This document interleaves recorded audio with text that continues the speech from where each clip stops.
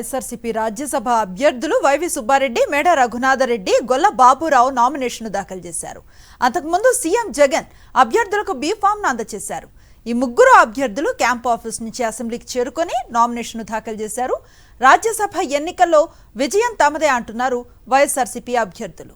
వచ్చే ఎన్నికల్లో వైఎస్ఆర్సీపీ విజయానికి నాంది పలుకుతామన్నారు. సీఎం జగన్ హయాంలో అన్ని వర్గాలకు సమన్యాయం జరుగుతుందన్నారు వైఎస్ఆర్సీపీ రాజ్యసభ అభ్యర్థులు.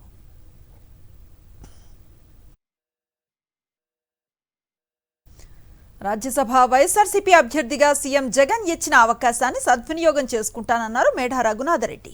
టీడీపీ ఎన్ని ప్రయత్నాలు చేసినా రాజ్యసభ ఎన్నికల్లో 3 స్థానాలు తామే గెలుస్తామని ఆశాభావాన్ని వ్యక్తం చేస్తున్న మేడ రఘునాథరెడ్డితో మా ప్రతినిధి సతీష్ ఫేస్ టు ఫేస్. మేడ రఘునాథరెడ్డి ఉన్నారు మనతో పాటు. రఘునాథరెడ్డితో మాట్లాడండి సార్. రాజ్యసభకు ప్రాతినిధ్యం వహించేటువంటి అవకాశాన్ని ముఖ్యమంత్రి మీకు కల్పించారు, ఎలా చూస్తారు? మా ప్రీతమ నాయకుడు జగన్మోహన్ రెడ్డి గారికి నాకు వైఎస్ రాజశేఖర రెడ్డి గారు కూడా చాలా ఇష్టం. ఆయన అలానే జగనన్న గారు కూడా నాకు చాలా ఇష్టం. ఆయన ఇప్పుడే కాదండి, 2018లో కూడా నన్ను పిలిచి రాజ్యసభకు నిలబడమని అడిగారు. ఆ రోజు అన్నా లేదన్నా నెక్స్ట్ టైం ఉంటానని చెప్పాను. తర్వాత 2020లో కూడా పిలిచారు, మీరు ఉండాలి అంటే లేదన్నా అన్న ఎమ్మెల్యే ఉన్నారు కదా, కుటుంబంలో ఒక 2 చూద్దామని ఆ రోజు కూడా నేనే చెప్పడం జరిగింది. ఈసారి 2024లో లేదు నువ్వు తప్పకుండా నువ్వు ముందుకు రావాలి, రాజకీయాలు ఉంటే మీలాంటి వాళ్ళు యాక్టివ్గా ఉండాలి, పార్టీకి కూడా ఉపయోగపడుతుంది, ఎలాంటి ఇబ్బంది లేకుండా ఈసారి మనం అన్ని సీట్లు గెలవాలి, చాలా మీరందరూ ముందుండి నడిపించాలి, అలాంటప్పుడు నువ్వు ముందు రాజకీయంగా ఉంటేనే బాగుంటుంది కదా, నువ్వు వెనక్కే ఎందుకుంటావు అని ఆయన ప్రోద్బలంతో ఆయన ఆశయాల కోసం, పార్టీ ఆశయాల కోసం కూడా వర్క్ చేసేదానికి, ఈ రాష్ట్రానికి ఏదైనా అవసరాలు కేంద్రం నుంచి రావాల్సిన అవసరాలు ఏదున్నా జగన్మోహన్ రెడ్డి గారి ఆశీస్సులతోటి మేము కష్టపడి వర్క్ చేస్తాం.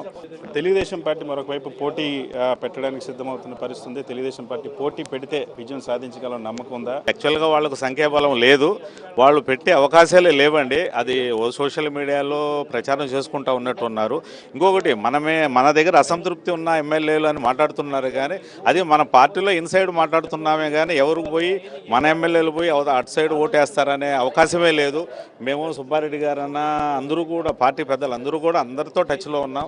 ఏ ఎమ్మెల్యే గారు కూడా బయట ఓటేస్తామన్న వర్డే లేదు, అందరూ కూడా పార్టీకి సహకారం ఇస్తామన్నారు. లాస్ట్ 1 వీక్ 10 డేస్ నుంచి కూడా అందరితో కలుస్తున్నాము, అందరూ మాట్లాడుతున్నారండి. మన నుంచి ఒక్క ఓటు కూడా బయటకు పోయే అవకాశమే లేదు, అసలు వాళ్ళు నామినేషన్ వేసే అవకాశం లేదని అనుకుంటున్నా. జగన్మోహన్ రెడ్డి గారు అసలు రాజ్యసభలు కాదండి, అసలు ఎమ్మెల్యే సీట్లు కానీ ఎంపీ సీట్లలో కూడా మీరు గమనించవచ్చు, ఆయన ప్రతి కులానికి మతానికి ప్రాతినిధ్యం చూసుకుంటూ ఎలా ఇవ్వాలి, ఎలా ఇస్తేనే బెటర్ అనే ఉద్దేశంతో ప్రతి ఒక్కటి క్షుణ్ణంగా చూసి చేస్తున్నాడు.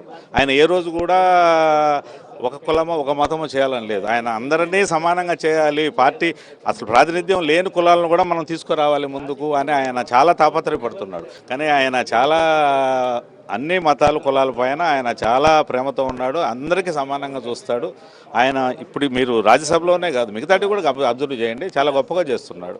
సీఎం జగన్మోహన్ రెడ్డి రాజ్యసభ అభ్యర్థుల ఎంపికలో కూడా సామాజిక న్యాయానికి పెద్దపీట వేశారు. ఏ ఎన్నికల్లో అయినా ఏ అభ్యర్థులైనా ఏ అవకాశాలు ఇవ్వడమైనా అన్ని కులాలకు ప్రాతినిధ్యం వహించేటువంటి అవకాశం కల్పిస్తూ ఉన్నారు. సో ఖచ్చితంగా ఈసారి రాజ్యసభలకి వెళ్ళబోతున్నటువంటి మా పార్లమెంట్ సభ్యులందరూ రాష్ట్ర సమస్యల కోసం, రాష్ట్ర నిధుల కోసం కృషి చేస్తామని మేడ రఘునాథరెడ్డి చెప్తున్నారు. వీడియో శివతో సతీష్, సాక్షి టీవీ, అసెంబ్లీ.